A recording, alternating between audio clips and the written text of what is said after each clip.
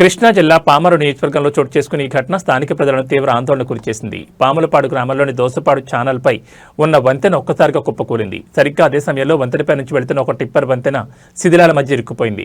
అదృష్టవశాత్తు tipper driver స్వల్ప గాయాలతో ఈ పెను ప్రమాదం నుంచి క్షేమంగా బయటపడగలిగారు. ఈ వంతెనకు దాదాపు 129 ఏళ్ల చరిత్ర ఉంది. ఇంత చరిత్ర కలిగిన వంతెన ఒక్కసారిగా కూలిపోవడంతో పాములపాడు నుండే కాకుండా దోసపాడు, కోర్నిపాడు, రావులపాడు, వానపాముల, నాగాపురం వంటి 5 గ్రామాలకు రాకపోకలు పూర్తిగా ఆగిపోయాయి. 5 గ్రామాలకు అనుసంధానంగా ఉన్న ఈ ప్రధాన వంతెన కోరడం వల్ల ఏర్పడిన రాకపోకల ఆటంకంపై గ్రామస్తులు, రైతులు తీవ్ర ఆవేదన వ్యక్తం చేస్తున్నారు.